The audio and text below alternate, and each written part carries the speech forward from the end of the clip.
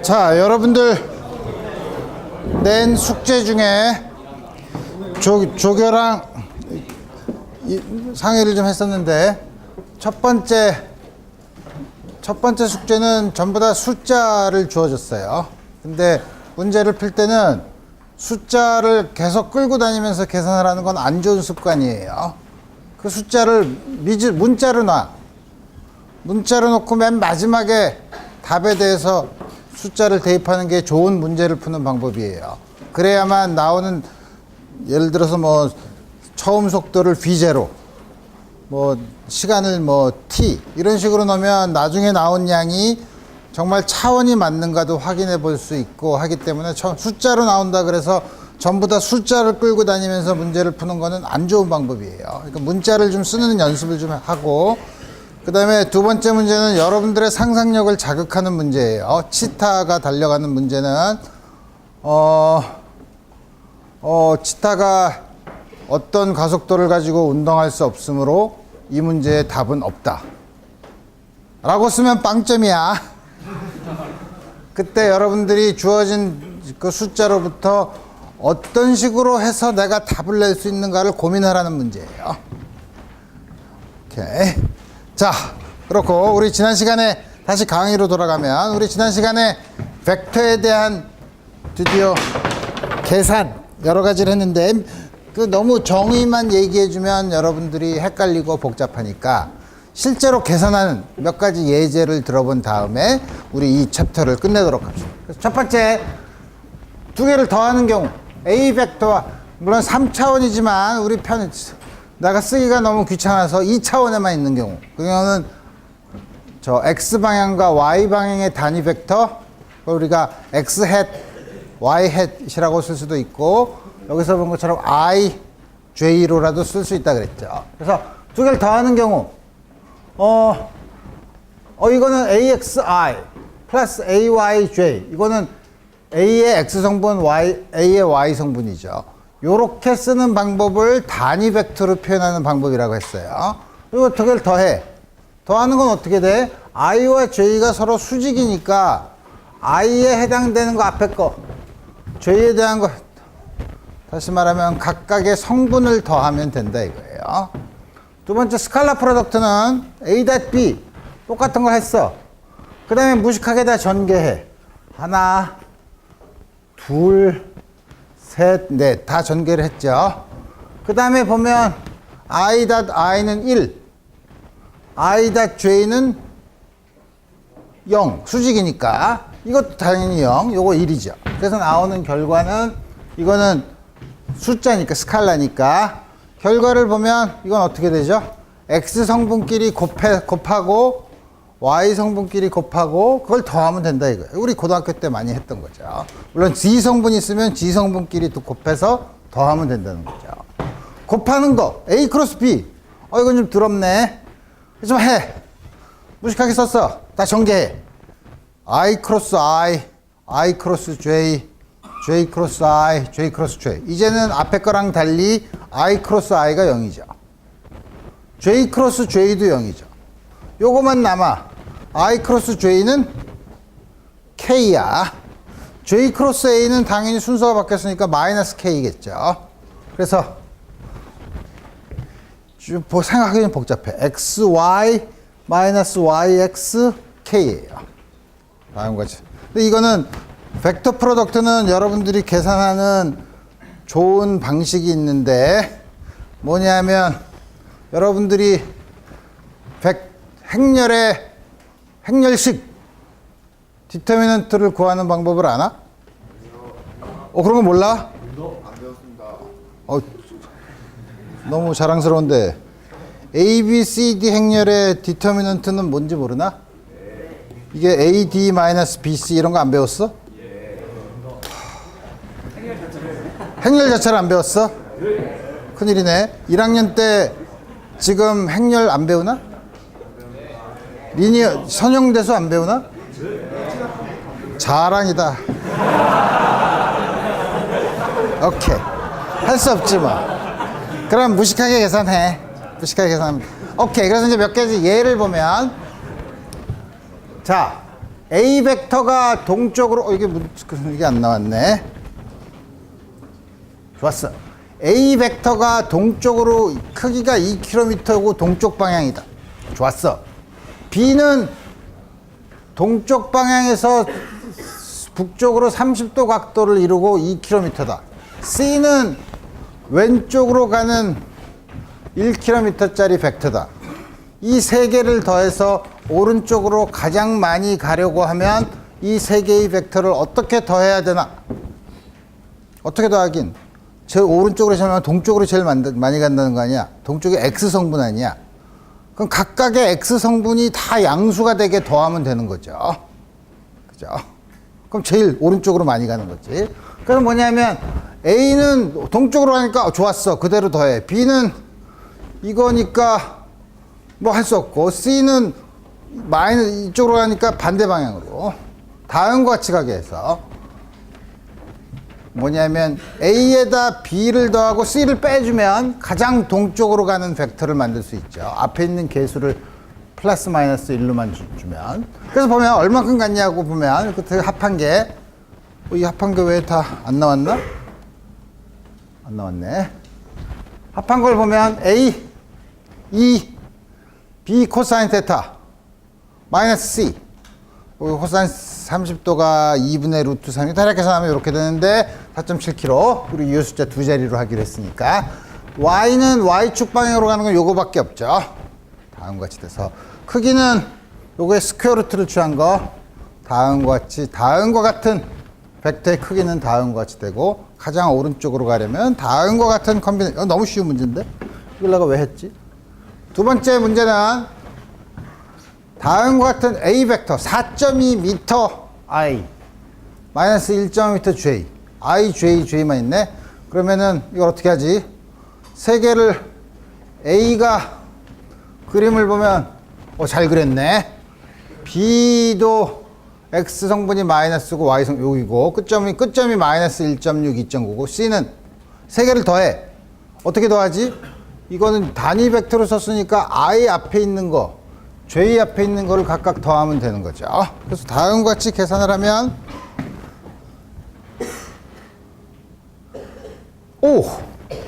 다 더하면 다음과 같이 주어져 있고, 크기, 각도는 이런 거 처음 봤죠? 처음 봤나? 고등학교 때도 봤나? 인버스 탄젠트라는 걸 봤어요? 좋아. 그럼 이제 얘기할 필요 없어. 그다음에 요거 다음과 같이 쓰면 된다 이거예요. 그 다음에 또 하나는 A 벡터가 다음과 같이 주어져 있고 B 벡터가 다음과 같이 주어져 있으면 둘 사이의 사이각은, 이거 뭐 고등학교 때 많이 한 거죠. 이거 어떻게 하면 문제는 A B를 계산해. 정의에서 AB 코사인 파이야. 그럼 A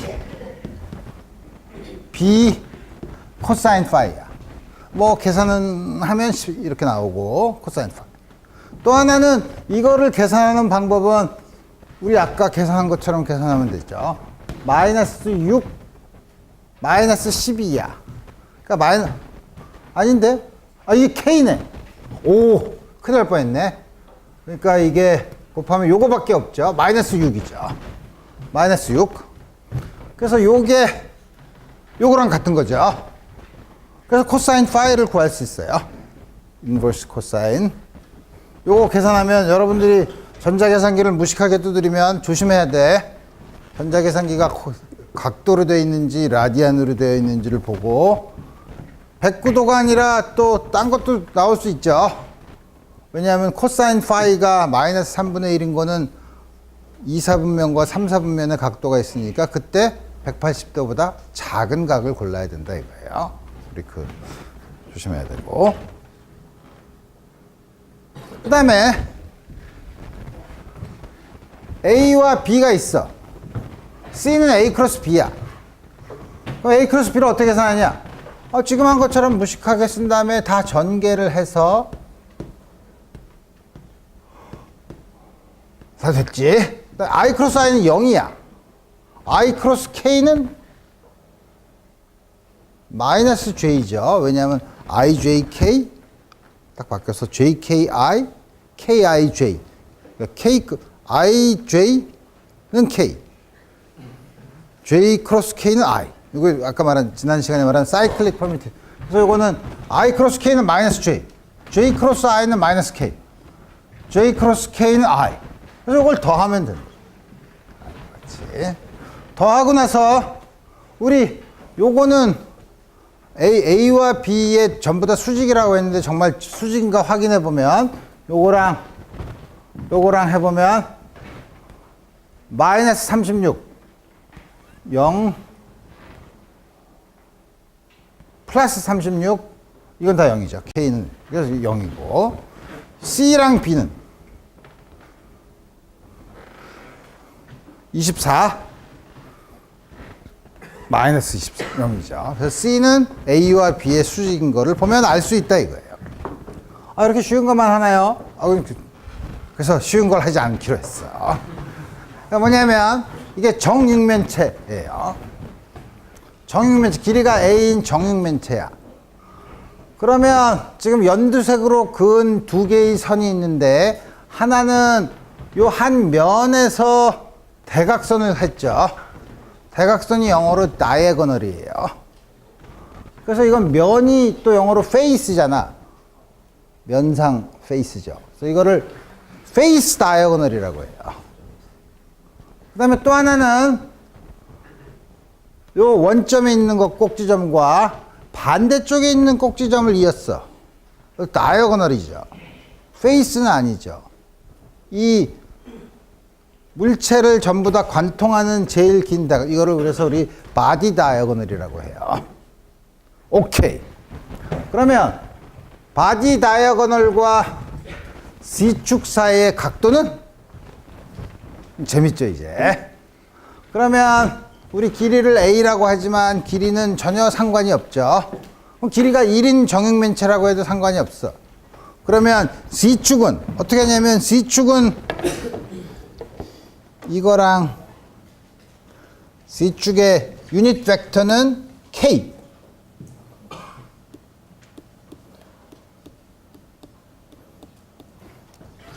바디 다이애고널 이거는 뭐야? B라고 쓸까? B는 당연히 111이지 뭐. 그죠?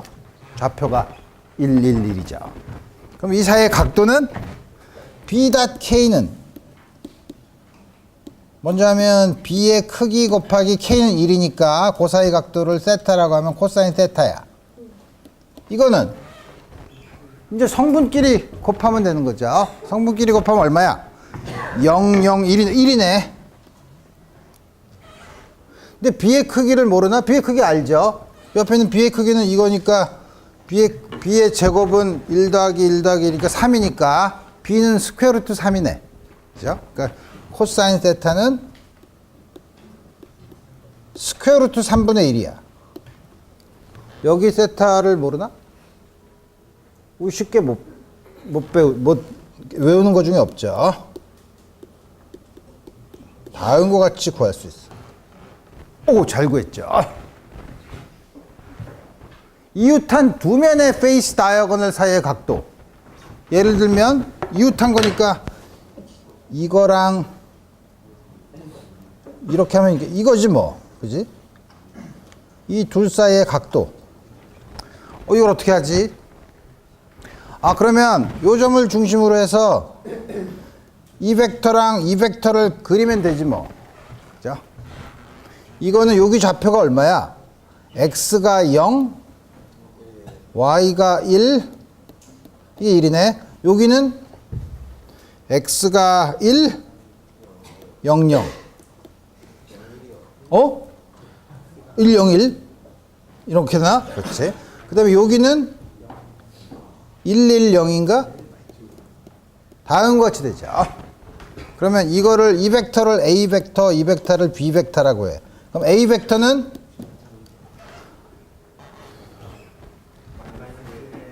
이 좌표에서 이 좌표를 빼야지.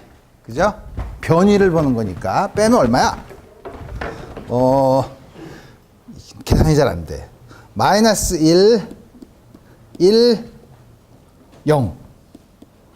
B 벡터는 110에서 101을 빼야 되니까 0, 1, 마이너스 1이야. A 벡터, B 벡터 사이의 각도를 구하라는 얘기죠. 그럼 됐어. 먼저 A 닷 B는 AB 코스, 각도를 파이라고 하면 코사인 파이야.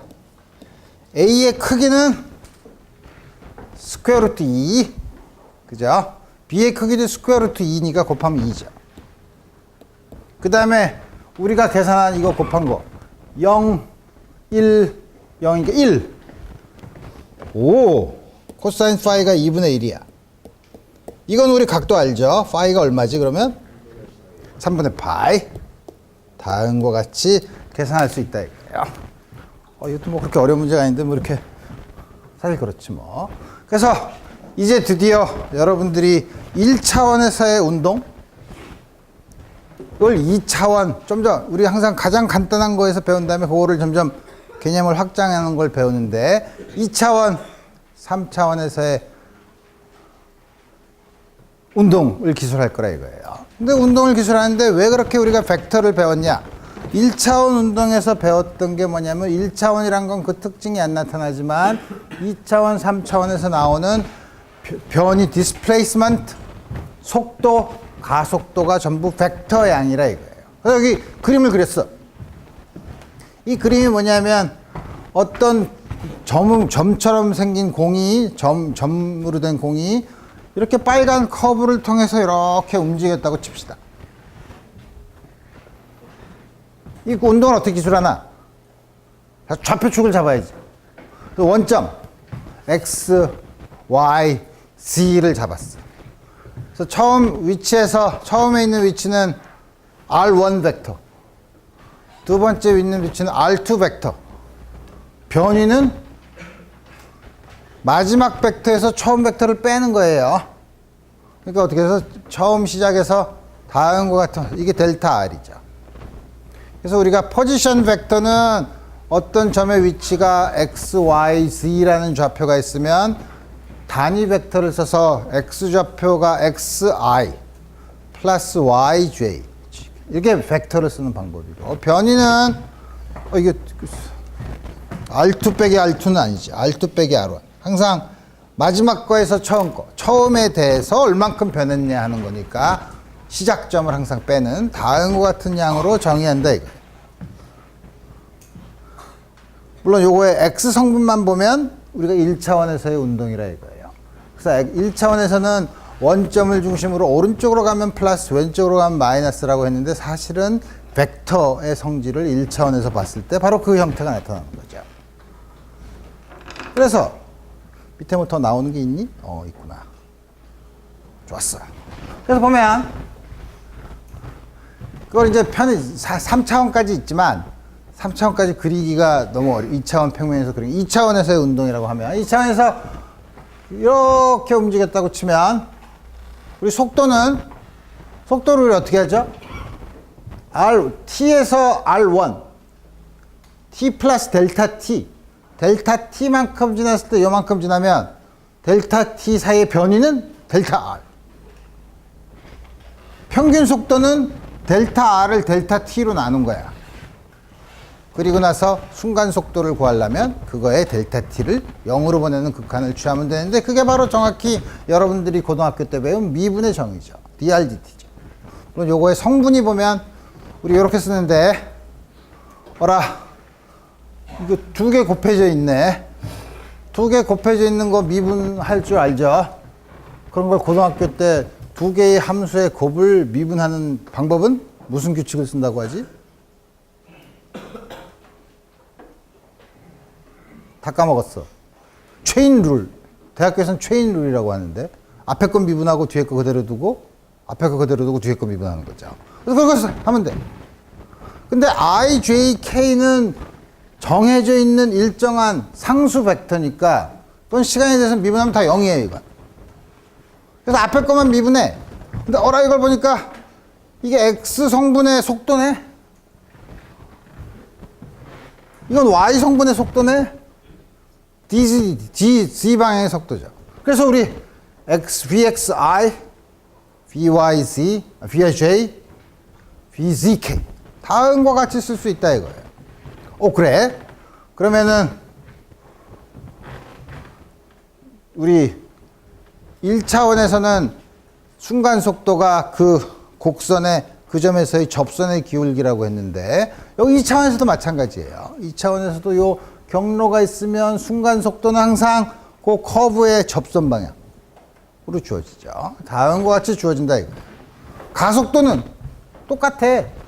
속도의 변화가 델타 V, 델타 t 동안에 여기서의 속도가 V1, 여기가 V2라 그러면 V2에서 V1을 뺀 다음에 델타 t로 나눠준 다음에 델타 t를 0으로 보내는 극한 하면 역시 V를 미분한 거죠. 역시 아까처럼 체인룰을 쓰면 IJK를 T에 대해서 미분한 게 0이기 때문에 이 앞에 것만 미분한. 다음과 같이 쓴다 이거. 그래서 우리 처음에 보면 1차원에서는 요거만 쓴 거예요. 1차원의 운동에서는. 요거 안 쓴 건데 이렇게 확장해서 각각의 성분을 쓰면 된다 이거예요. 쉬운데. 그래서 그냥 쉬우면 재미없잖아. 예를 들어봐야지. 그래서 우리가 많이 보는 게 뭐냐면 프로젝타일 모션이에요. 프로젝타일이 뭐 이렇게 쏜 거예요. 그래서 프로젝타일 모션 해서 여러분들이 흔히 포물선 운동이라고 들은 거예요. 포물선이 포가 던진다는 거고 쏜다는 거고 물체를 던질 때 만드는 선이 포물선이에요. 프로젝타일 모션을 그대로 번역을 한 거죠. 그래서 여러분들이 수학 시간에 포물선이라고 그러면 2차 함수죠. 2차 함수를 그래서 포물선이라고 하죠. 이 경우는 뭐냐면 한쪽 방향으로는 XY 축이 있으면 한쪽 방향으로는 가속도가 없어. 다른 한쪽 방향으로 일정한 가속도가 있는 경우를 공부하겠다는 거예요. 지금 지구 표면에서 그러면 되지. 이게 Y 방향이고 지표면의 평행 방향 X 방향이라고 하면 옆으로는 중력이 작용하는 게 똑같으니까 옆으로는 가속도가 없고 윗방향으로만 일정한 중력 가속도가 있는 경우. 그건 좌표축을 잘 잡아서 그렇지. 만약에 나는 꼭 좌표축을 이렇게 잡을 필요가 뭐 있어? 난 X축을 이렇게 잡을 거야. Y축을 이렇게 잡을 거야. 그럼 어떻게 되죠? X축으로도 일정한 가속도, Y축으로도 일정한 가속도의 운동을 가는 운동이 되겠죠. 그것도 기술할 수 있어. 하지만 더럽게 복잡하죠. 그래서 그렇게 잡으면 잘못 잡은 거야. 그래서 여러분들이 문제를 딱 봤을 때 이거를 가장 잘 쉽게 풀 수 있는 좌표축을 어떻게 잡을까? 이걸 먼저 생각해 보라 이거예요. 그래서 우리 한쪽 방향으로 일정한 가속도, 한쪽 방향으로 가속도가 없으면 제일 쉬운 거는 가속도가 없는 방향을 X축, 일정한 가속도가 있는 방향을 그 방향으로 잡으면 한쪽 방향으로는 가속 운동, 한쪽 방향으로는 가속도가 없는 운동으로 기술할 수 있다. 그렇지. 어쨌든 그래서 지금 포물선 운동의 문제는 뭐냐면 여기서 처음에 이쪽 훅 던졌어. 처음에 우리 1차원은 이렇게만 던졌죠. 이렇게 던졌다 이렇게 내려오는 거예요. 쑥 던졌어. 그러면 당연히 이거 X 성분, 이거에 Y 성분이 있겠지. 물론 그거는 이거의 크기랑 X축으로부터 이루는 각도 세타 제로. B0의 크기랑 세타 제로를 주거나 혹은 B의 X 성분, Y 성분을 주거나 똑같아요. 2차원의 양이기 때문에 항상 두 개를 줘야지 유일하게 결정을 할 수 있다 이거예요. 딱 던졌어. 그러면 쑥 가서 딱 우리가 공 던졌을 때 여러분들이 쉽게 상상하면 되죠. 그러면 우리가 여러 가지를 물어볼 수 있어. 여기까지 간 거리가 얼마냐? 다시 딱 가서 얼마나 높이 올라갔냐? 높이 올라갈 때까지 걸린 시간이 얼마냐? 그 다음에 제일 멀리 던지려면 각도를 얼만큼 해서 할까? 뭐 이런 여러 가지 문제를 우리가 풀 수 있죠. 그래서 이런 2차원 운동을 기술할 때 좌표축을 잘 잡아서 한쪽은 가속도가 없고 한쪽은 가속도가 있으면 우리 이 문제를 어떻게 풀까? 쪼개서 풀어. X축의 운동과 Y축의 운동을 따로 보자 이거예요. 그 다음에 벡터니까 X축의 운동이나 Y축의 운동 나중에 더 하면 돼, 각각을. 그래서 그 아이디어는 뭐냐면, 그럼 x축으로는, 그래서 이 사진은 뭐냐면, 이 색깔을 달리 했지만 사실은 한 대포로 되어 있는 마차가 여기서 이렇게 일정한 속도로 움직이면서 공을 뽕 쏜 거야, 위로. 정지하고 있으면 이렇게 갔다 이렇게 내려오죠. 그걸 이렇게 움직이면서 갔더니 공이 굉장히 복잡한 모양을 띄고 있지만 보면 항상 같은 순간에 찍은 걸 겹쳐서 찍은 거예요. 항상 공의 위치는 바로 요 대포 위에 있네. 오케이. X축으로는 이거랑 똑같이 움직인다 이거예요. 다르게 생각하면, 움직이지 말고 정지해 있다고 쳐. 정지하고 있으면 이게 이렇게 올라갔다 이렇게 내려오는 거죠. 이게 일정한 속도, X축으로 가는 거를 어떻게 보면 되나? 내가 반대 방향으로 B라는 속도로 가. 그럼 어떻게 되죠? 이 물체가 이렇게 움직이는 거죠. 그거랑 똑같아요. 항상 물체는 이쪽으로 등속 운동을 하면 이 물체는 항상 밑에 있는 이 이거의 오른쪽으로 간 등속 운동을 하는 거랑 같다 이거예요. 오케이. X축 운동은 가속도가 없으면 이래. 밑에 이게 나왔죠. 더 나은 것 같지? 좋았어. 밑에 다 꺼내놓고 하자. 그 다음에 수직으로 내린 건 이것도 두 개의 사진을 겹쳐서 그린 건데, 하나는 수직으로 떨어뜨린 거야. 하나는 수평 성분이 좀 있어. 그리고 떨어뜨린 거야. 그리고 같은 시간마다 쭉 보면 어떻게 되냐면, X축의 X좌표는 점점 등속도로 멀어지지만, 재미있는 건 뭐냐면, Y좌표는 순간마다 다 똑같다는 거예요.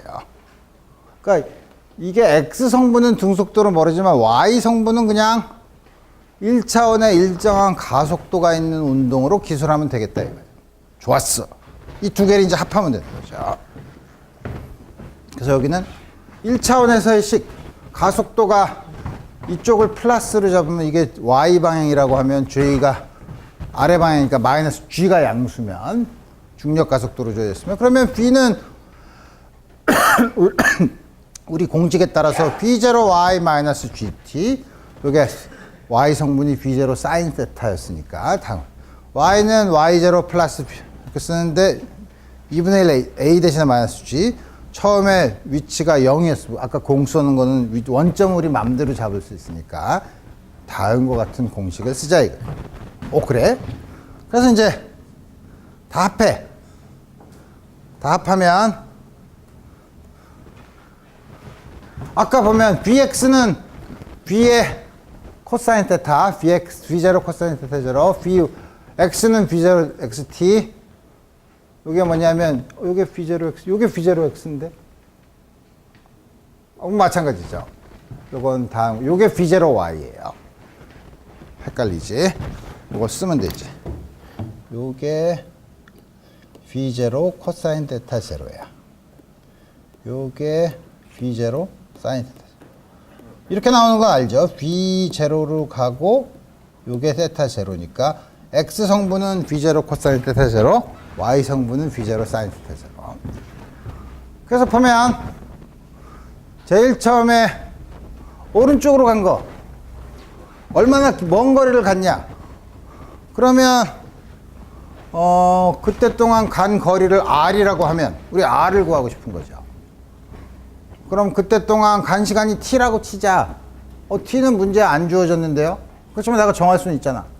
나중에 답에 여러분들이 정한 T가 안 나오면 되는 거죠. T야. 좋았어.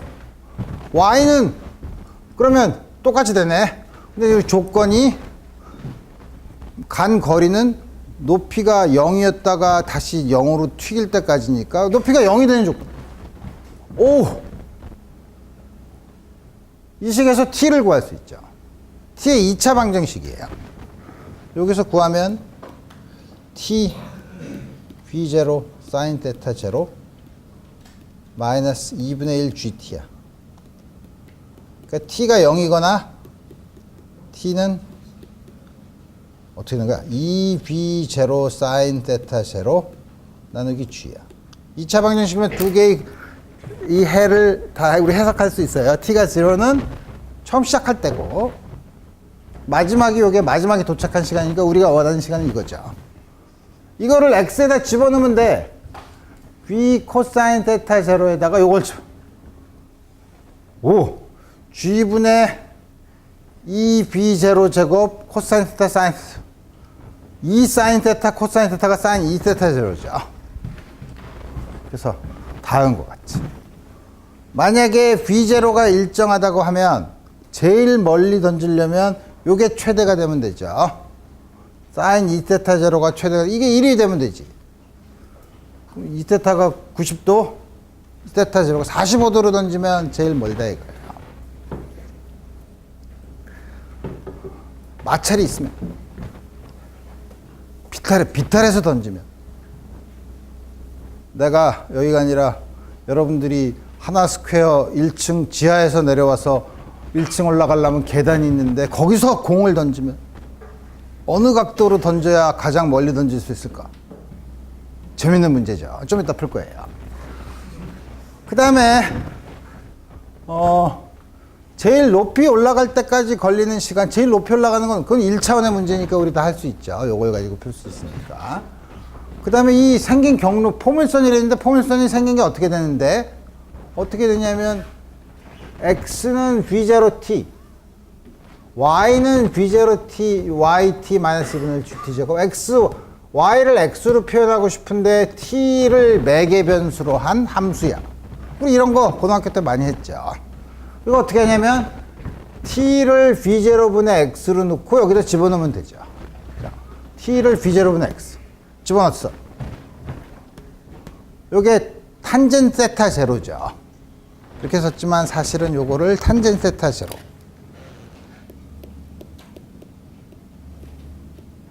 x 2배 v0, 이게 전부 다 뭐냐면 다음과 같이 쓸 수 있죠.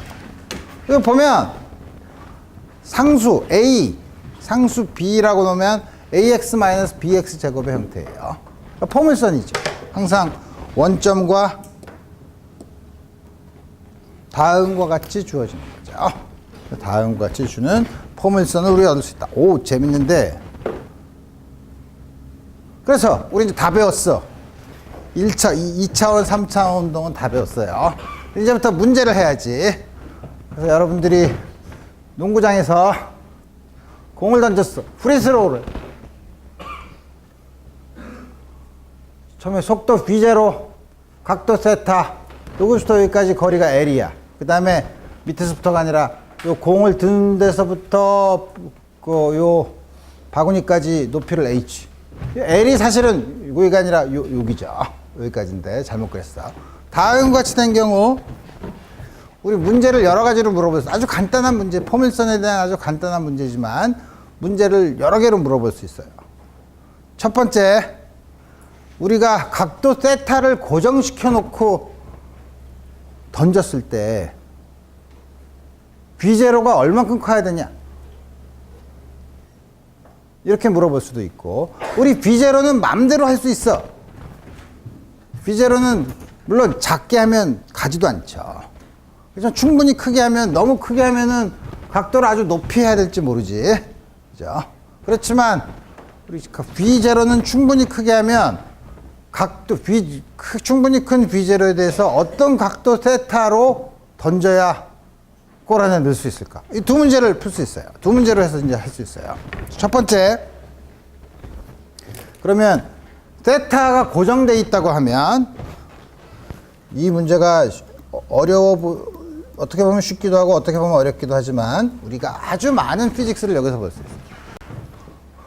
그럼 이걸 어떻게 푸나? 봤잖아. 조금 아까는 0으로 떨어지는 거지만 지금은 가는 시간을 t라고 해. 가는 시간을 t라고 하면 맨 마지막에 답은 t가 없으면 되죠. x방향은 l로, 이게 성분이 얼마야? v0 코사인 테타 t야. y는, h는 처음에 0이고 v0 t 마이너스 2분의 1 gt 제곱이죠. 이렇게 놓고 양변에서 두 식에서 t를 없애면 되죠. t를 없애면 되는데 t를 없애면 어떻게 없애나? 쉽지 뭐. v0 sin θ t가 l을 v0 코사인 θ로 나누면 되니까 L V0 코사인 θ 마이너스 2분의 1 G L 제곱 V0 제곱 코사인 제곱 세타. 그럼 B가 없어지네? 그러니까 이건 뭐냐, 이걸 이쪽으로 넘기면 2분의 GL 제곱 V0 제곱 코사인 제곱 세타는 이쪽으로 넘어갔으니까 탄젠트 세타네. 마이너스 H야. 그럼 이거 B0 제곱을 이쪽으로 넘기면 B0 제곱은 2분의 GL 제곱 코사인 제곱 세타 L 탄젠트 세타 마이너스 H야. 분자분모를 L로 나누면 GL 2배의 코사인 제곱 세타 L 탄젠트 세타 L이 없어지지. 탄젠트 세타 마이너스 H 나누기 L. 다음과 같이 구할 수 있다 이거예요. 그러네 하고 가만히 있으면 안 되지. 나온 식을 항상 유심히 봐야 돼. 이게 성립하려면 이 0 이상 양수잖아. 그죠? 양수면, 이게 양수면 오케이, 세타는 제로부터 2분의 파이 사이일 테니까 항상 양수고, 이거 다 양수니까 요게 양수가 돼야 되네. 그죠? 그러니까 B0로 세타의 조건은 B0로 세타로 들어가려고 하면 탄젠트 세타는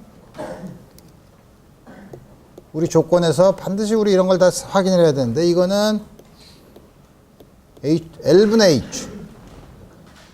당연하지. 요게 L분의 H에 해당되는 게 요 각도를 탄젠트 알파라고 하면, 탄젠트 베타라고 하면, 당연히 세타가 베타보단 커야죠. 그거보다 따지면 말이 안 되지. 그래서 우리 다음과 같은 조건을 우리 얻을 수 있다. 오케이. 그럼 이번에는 V0가 충분히 큰데 어떤 각도로 던져야 되냐?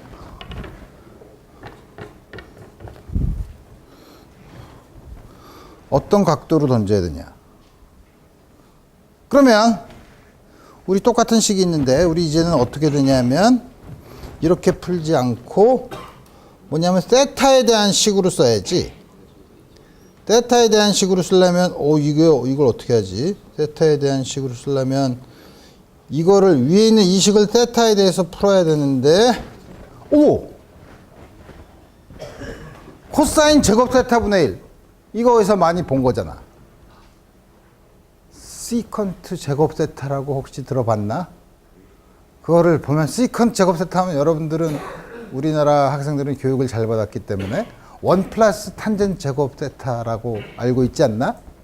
그죠? 오케이. 그러면 이게 어떻게 되냐면 2b0 제곱분의 gl 제곱 1 플러스 탄젠트 제곱 세타는 L 탄젠트 세타 마이너스 H예요. 탄젠트 세타에 대한 2차 방정식이에요. 2차 방정식은 여러분들이 나보다 잘 풀어. 왜냐하면 근해 공식을 첫으로 배운 게 내가 배운 거보다 내가 배운 기간이 훨씬 더 많아. 그래서 훨씬 더 많이 잊어버렸죠. 잘 풀어. 이건 여러분들이 풀 수 있어요. 근해 공식을 집어넣어서. 근데 재미있는 사실은 2차 방정식이니까 근이 2개야. 무슨 말이냐면 이걸 쓸 때 요렇게 해서 들어갈 수도 있고, 다시 말하면 최대값이 여기 있을 때도 있고, 최대값이 여기 있는 다음과 같은 세타가 2개 나와요. 그죠? 2개가 다 답인가? 수학적으로는 그렇지. 물리적으로는 큰 거. 이러면 여기 링에 맞죠? 그러니까 밑으로 던지면 안 돼. 이렇게 떨어뜨려야지. 그래서 나온 각도가 있으면 2차 방정식을 풀어서 각근이 2개 나오면 물리적으로 큰 걸 골라야 된다 이거예요. 작은 건 버려야 돼.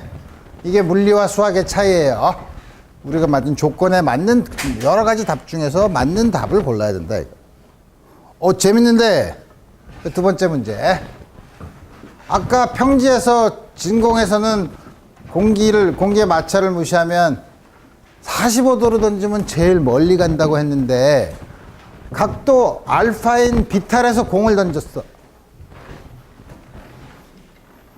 어느 각도로 던져야지 제일 멀리 갈까? 그래도 대학교에 왔는데 이 정도는 풀어야 되지 않겠어? 이거 어떻게 푸냐면 처음에 V0 세타니까 이것도 그러면 Y는 아까 본 것처럼 여기를 원점으로 잡으면 V0 sin 세타 t 시간 t에서 마이너스 2분의 1 gt 제곱이야. x는 V0 코사인 세타 t야. 이래서 이 포물선의 공식을 만들 수 있죠. 이 포물선의 공식은 우리 조금 아까 했잖아. 여기다가 t를 V0 코사인 세타 분의 x로 집어넣으면 위식에서는 탄젠 세타 곱하기 x 마이너스 gx 제곱 2배의 V0 제곱 코사인 제곱 세타. 조금 아까 평지에서는 우리 문제가 뭐였었죠? 이 식에서 y가 0이 되는 위치를 고르면 되죠. 원점을 제외한 y가 0이 되는 점의 위치를 고르면 되죠. 이제는 그거는 이 포물선이랑 y 이퀄 제로의 곡선의 교점을 구했어. 이제는 뭐죠? 포물선은 똑같아. 포물선과 이 직선과의 교점을 구하면 돼요. 그죠? 이 직선과의 교점의 x의 위치가 크면 제일 멀리 가는 거지 뭐. 어떻게 되냐면 이 곡선의 식은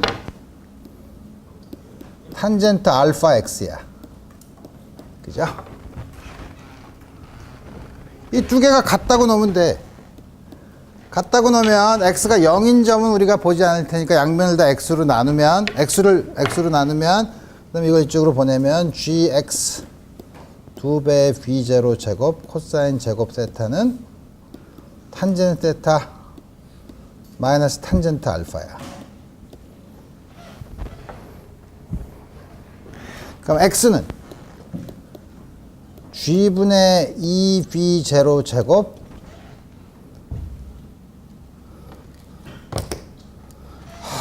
이걸 어떻게 풀까?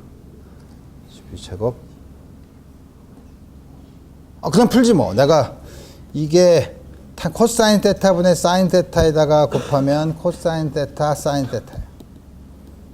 마이너스 탄젠트 알파 코사인 제곱 세타야. 어쩌라고? 여기까지 풀었는데 x의 최대값을 구하면 되죠. x의 최대값을 어떻게 구하나? x가 세타의 함수야. 우리 해봤잖아. 세타에 대해서 1차 미분한 게 일단 0이 돼야 되죠. 0이 되면 최대값일 수도 있고 최소값일 수도 있는데 문제의 성격상 최대값일 수밖에 없어요. 그럼 미분한 게 0인 점이야. 세타에 대해서 미분한 게 0인 점에 세타의 각도가 최대로 되는 각도죠. 그럼 앞에 있는 g분의 2v0 제곱은 상관없고 요거만 미분하면 돼.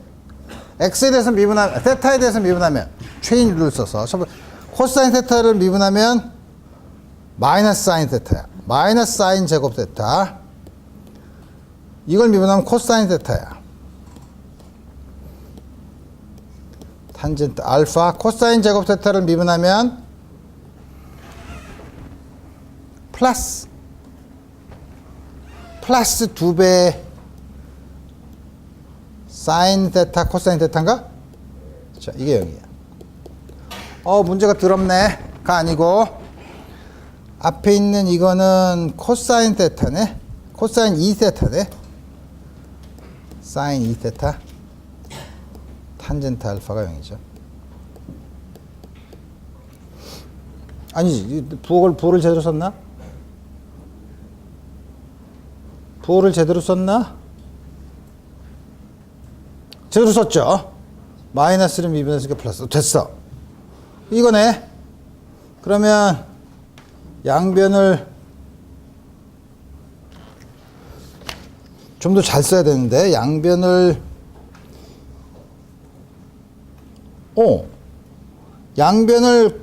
코사인 알파를 곱하면 코사인 알파 코사인 2세타 더하기 사인 알파 사인 2세타가 0이잖아.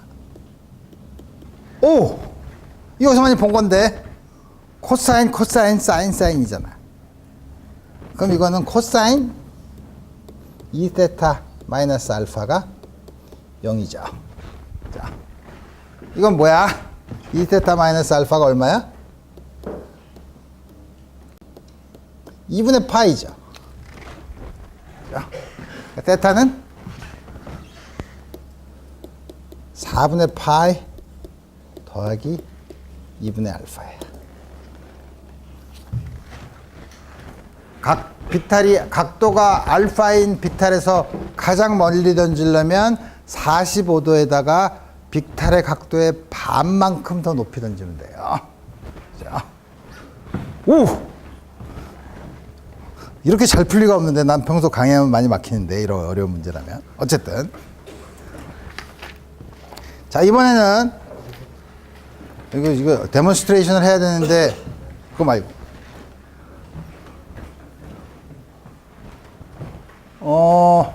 이게 왜 바나나랑 몽키, 원숭이라고 했냐면, 내가 동물원에서 원숭이를 봤어. 그래서, 우리가 일반 물리를 조금 아까 배웠다면, 원숭이한테 내가 바나나를 던져주고 싶으면, 우리 아까 프리스로우 하듯이 이렇게 해서 이렇게 던져줘야 되죠. 근데 얘는 일반 물리를 안 배웠어. 그래서 보는 대로 던져. 그래서 야, 던질 때 잘 맞춰야 되는데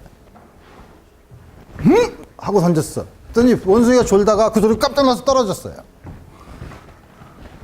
그러니까 원숭이를 향해서 쭉 공을 던졌는데, 바나나를 던졌는데, 던지는 순간 깜짝 놀라서 원숭이가 떨어졌어. 이 경우 바나나는 원숭이가 바나나를 잡을 수 있을까 없을까? 의 문제예요.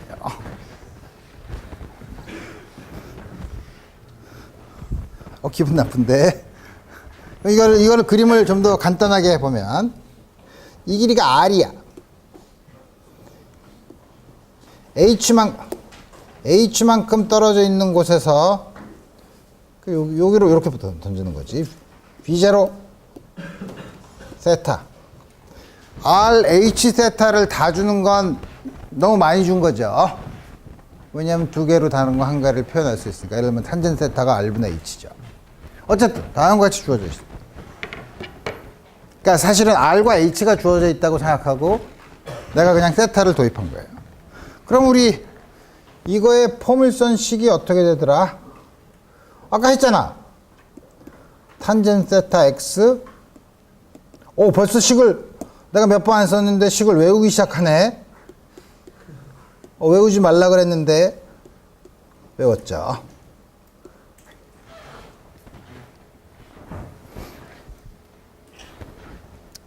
그래서 X가 재밌는 건 뭐냐면,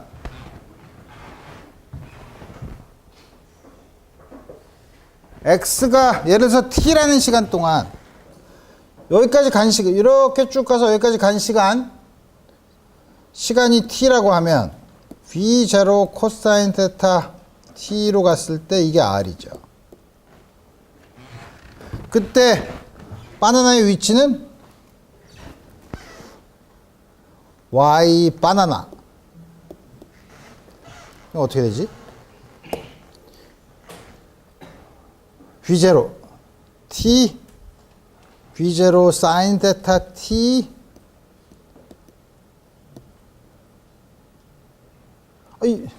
이걸 그냥 쓰면 되잖아.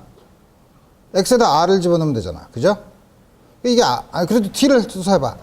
세타 t t가 얼마야? v0 코사인 θ 분의 r 마이너스 2분의 1 똑같네. g t제곱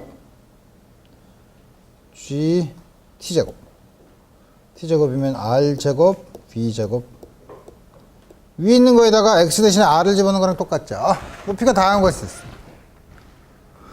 그러면 그때 원숭이의 위치는 요 시간 t v0 코사인 θ 분의 r의 시간에서 원숭이의 위치는 자유낙하니까 정지하고 있는 데서 y 먼키는 h 마이너스 2분의 1 g t제곱 v0 제곱 코사인 제곱 세타분의 r 제곱이야. 요게 r v0는 없어지고 탄젠 세타죠. r 탄젠 세타가 얼마인가? h네. 그죠? 그래서 깜짝 여기 딱 맞죠. 원숭이가 떨어지면서 나이스 캐치 딱 잡고 떨어지는 거죠. 다음과 같은 일이 벌어진다 이거예요. 오 놀라운데. 그 다음에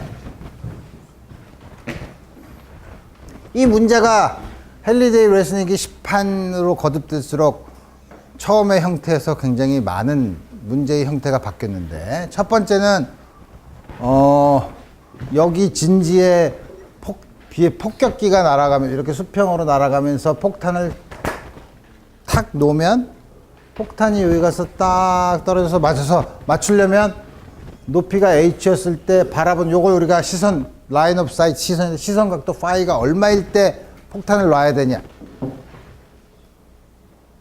베트남전과 반전 무드가 생기면서 야 문제에 무슨 폭탄이냐, 사람 죽이는 걸로 문제를 내면 되겠냐. 그래서 바꿨어. 뭘로 바꿨냐면 바로 다음과 같은 그림이죠. 바다에 조난돼 있는 사람이 있어. 비행기가 구호물자를 던지는데 이렇게 가다가 쭉 떨어뜨렸어요. 근데 어떻게 얼만큼 봤을 때 떨어뜨려야 될까? 뭐 전쟁은 아니지만 이것도 조난자의 입장이 되면 스트레스를 너무 많이 받죠. 그래서 내가 문제를 바꿨어. 비둘기야. 비둘기가 이렇게 날아다니다 보면 모든 사람이 다 관역이야. 비둘기가 똥을 하고 놓으면 어떻게 사람 머리에 맞출까? 세대가리지만 이렇게 계산을 해서 맞추는 비둘기가 꽤 많이 있다는 사실을 여러분들은 경험상 알고 있죠. 별로 안 맞아봤나 봐?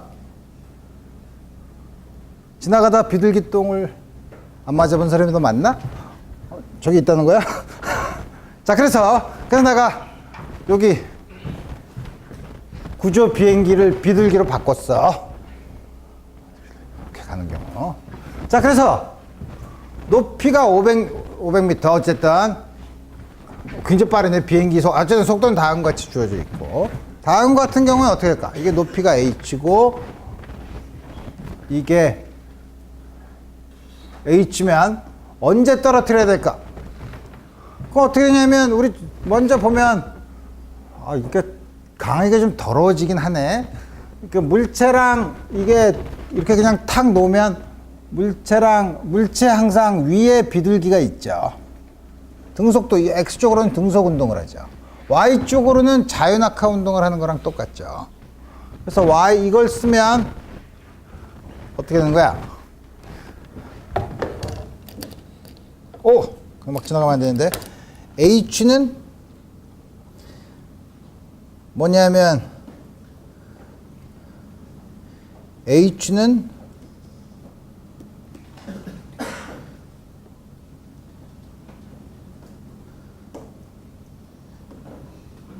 V0 YT가 0이잖아. 여기를 원점으로 잡으면 마이너스 h는 마이너스 2분의 1 gt 제곱이지. 떨어질 때까지 걸리는 시간은 t는 2h 나누기 g의 스퀘어 루트예요. 그걸 계산하면 1000을 대략 10으로 나니까 100인 대개 10초 정도 돼. 이거 되게 맞죠? 실제로 계산해보면 10초 동안 이게 얼만큼 가야 되나? 이만큼 가야 되니까 10초를 가면 이만큼 10초를 가면 이거 10초를 가면 계산이 좀 이상한데? 아, 이거지. 이걸로 10초를 가니까 이만큼 가죠. 맞자. 맞네. 그러니까, 이게 555m, 이게 500m야. 그러면 시선 각도가 얼마일 때 노라고? 탄젠트 파이가 h분의 x일 때니까, 파이는 인버스 탄젠트 h분의 x. 요 각도에서 탁 놓으면 된다는 거죠. 오케이. 이런 2차원, 3차원 운동 중에서 조금 아까 봤던 한쪽 방향은 일정한 가속도, 한쪽 방향은 가속도가 없는 운동. 이게 아주 전형적인 2차원에서 우리가 공부하는 운동이고, 또 하나 2차원에서 보는 운동이 원운동이에요. 원운동은 뭐냐면 XY 길이가 일정한데 이렇게 이쪽으로 도네. 시계 방향으로, 여러분들은 시계 방향이라면 어딘지 알죠? 전자시계를 찾는 사람은 잘 몰라. 시계 방향 돌면 반지름 R이 일정한 원을 그리면서 도는 운동을 원운동이라고 해요. 근데 원운동을 하면서 빨리 갔다가 천천히 갔다 빨리 갔다 천천히 갔다 할 수 있잖아. 근데 그러지 않고 속력이 일정하게 움직이는 거를 유니폼, 균일한 등속 원운동이라고 해요. 속도가 같은 건 아니에요. 속도는 크기와 방향이 있는 양이죠. 벡터니까. 여기서 이렇게 가면은 처음에 R1, 처음에 R2, 델타 R. 이거를 델타 T로 나눠주는데 델타 T가 점점 줄어들면 이게 어떻게 접선 방향이죠. 그러니까 속도는 원운동을 할 때 항상 접선 방향이에요. 근데 속도는 등속 원운동이라고 하면 속도의 크기는 같아. 속도의 크기가 같다고 해서 속도가 같은 거 아니죠. 왜냐면 방향이 변하죠. 속도의 크기는 같지만 속도의 방향이 달라지는 경우, 이 경우는 속도가 변화하기 때문에 가속 운동을 해요. 가속도가 있어요. 물론 원운동을 하면서 원운동을 하는 속력이 속력의 변화가 있을 수도 있어요. 근데 그건 접선 방향의 가속도고, 지금은 어쨌든 그런 게 아니라 등속으로 움직일 때 틀림없이 속도가 변하기 때문에 가속도가 있다 이거예요. 등속 원운동. 속력이 같고 반지름 R인 거를 속력이 같게 운동하는 운동을 등속 원운동이라고 한다 이거예요. 그럼 가속도가 어떻게 되는데? 그거 어떻게 구하지? 어떻게 구하기? 다음과 같이 좌표축을 내 맘대로 정해. 어떻게 정하냐면 원점 X축, Y축 어떻게 잡냐면 시간 T였을 때 여기 델타 T만큼 지났을 때 여기인데 여기랑 여기에 Y좌표가 X좌표가 반대인 이렇게 대칭적으로 여기에서 이렇게 X좌표가 반대인 이런 좌표축을 잡는다 이거예요. 좌표축을 그렇게 잡을 수 있나요? 내 맘이지. 좌표축은 내가 잡는 건데 이렇게 잡았어요. 그래 놓고 봐. 그러면 여기서 여기까지 각도를 세타. 좋았어. 여기서 속도는 VP. 원에 접하는 방향이지 뭐. R. 이거 X 성분, Y 성분. 이것도 접선 방향이야. X 성분, Y 성분. 근데 요게 세타면 우리 요거 잘 아는 요 직각삼각형에서 요거 더하기 요거는 90도. 요거 더하기 요거는 90도. 요게 세타죠. 세타니까 이게 VP 코사인 테타, VP 사인 테타. VQ 코사인 테타, VQ 사인 테타의 부호가 반대죠. 아랫방향이니까. 그래서 우리 다 알았어. 그러면 이제 드디어 가속도를 구할 수 있죠. VP, 조금 아까 말한 것처럼 BQ 요거 아까 한 것처럼 델타 T 여기서부터 여기까지 속도 BP랑 BQ의 속도 크기는 같아요. 그러니까 뭐냐면 걸린 시간은 얼마야? 길이를 속도로 나눠주면 되잖아. 그죠? 길이를 얼만큼 서울서 부산까지 450km인데 시속 100km로 달렸다. 그럼 길이를 속도로 나눠주면 걸린 시간이 나오잖아. 간 거리, 이 원호 길이죠. 이 세타를 라디안으로 쓰면 라디안의 정의에 의해서 이 길이는 반지름 r 곱하기 사이 각도죠. r 곱하기 2세타야. 밑에 속도가 있고 속도를 v를 v라고 쓰면 다음과 같이 되고. 그래서 x축 방향의 평균 가속도는 x축은 변화가 이게 없죠. 그러니까 0이야. x축의 평균 가속도는 0이야. y 방향의 평균 가속도는 5. 항상 마지막에서 처음 걸 빼야 되는데 마지막에서 처음 걸 빼야 되니까 마이너스 2배의 요 BQ랑 BP는 같고 B로 그 다음에 마이너스 2배의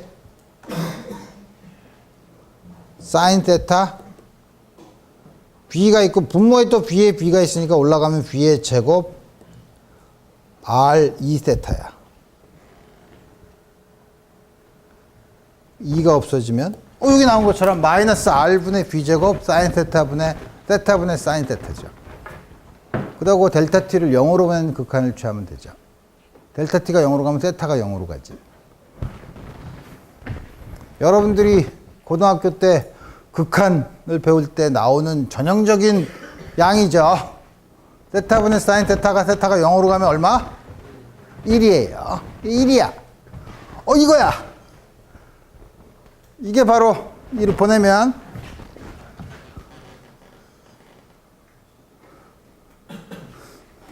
AY 바는 R분의 마이너스 B제곱이야. 이게 무슨 말이냐면 R분의 B제곱 방향은 이 방향이라는 거예요. 아래 방향이에요. 그러면 지금 구한 건 요 특정한 곳이었는데 이런 데서 움직일 때는 가속도가 어떻게 되나요? 요점에 있을 때는 좌표축을 골로 이렇게 바꿔. 이렇게 되게. 거기서도 이쪽이죠. 이쪽 방향이 다 어디야? 중심을 향하는 방향이에요. 그러니까 좌표축을 특정한 한 곳에서 바꿨지만 그것이 어떻게 회전해도 항상 중심을 향하는 쪽이게 되기 때문에 가속도는 중심을 향하는 방향 R분의 B제곱 다음과 같이 크기는 R분의 B제곱 방향은 중심을 향한다 이거예요. 그래서 중심을 향하는 거라 그래서 구심 가속도라고 해요. 중심을 향하는 것에서 구심 가속도. 영어로는 구심이 centripetal acceleration이라고 불러요. 구심 가속도. 그 다음에 원운동에서도 중요한 건 원운동은 일정하게 움직이면 한 바퀴 도는데 걸리는 시간이 똑같잖아.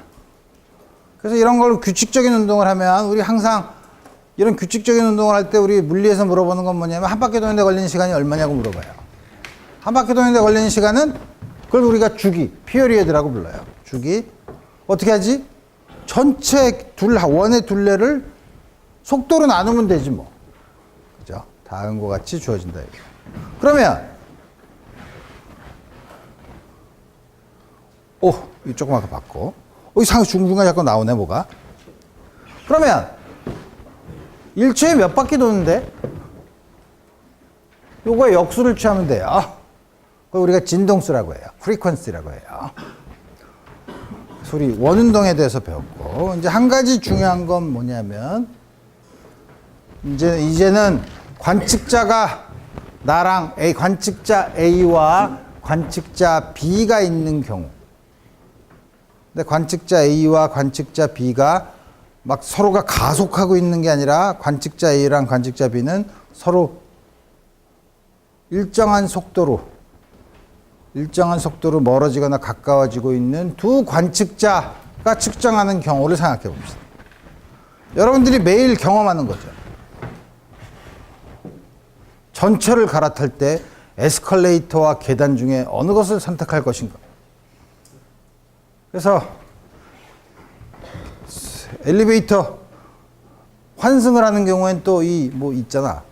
축지법을 쓰는 판이 있죠. 에스컬레이터를 수평으로 놔둔 거. 그래서 거기 있다가 그 위에서 내가 걸어가면 서 있는 사람에 보면 내 속도에다가 서 있는 사람이 보면 내 속도에다가 에스컬레이터 속도를 합해야 되잖아. 그럴 때 그 안에 있는 사람과 밖에 있는 사람이 측정하는 양이 어떤 관계가 있느냐. 우리 이런 걸 보는데 우리 그런 거를 둘 사이의 속도를 어떻게 보느냐. 그런 걸 우리가 상대 속도라고 얘기해요.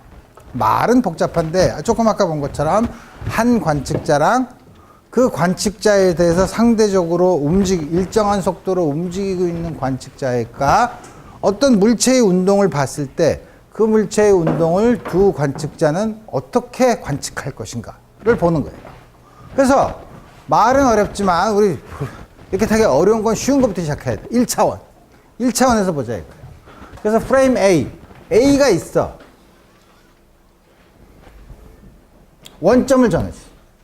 프레임 B가 있어. B 관측자가 A에 대해서 속도 BA로 간다고 합시다. 이게 이렇게 쓰니까 굉장히 헷갈리죠.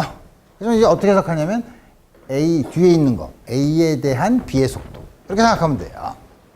그때 원점은 XBA야. A에 대한 B의 원점 이렇게 돼 있다. 그러면 어떤 물체가 있어. 이 물체 어느 순간 T에서 이 물체 원점이 XBA에 있고 이게 여기에 대해서 VBA로 움직일 때 이 물체는 B라는 관측자가 측정할 때는 이거 측정하죠. 그죠? X좌표. XPB야. B에서 본 P의 위치예요. A에서 본 P의 위치는 여기에다가 이걸 더해야 되죠. 그죠? 그래서 요거는 A에서 본 P의 위치는 B에서 본 P의 위치에다가 A에서 본 B의 원점 이걸 더해줘야 되죠.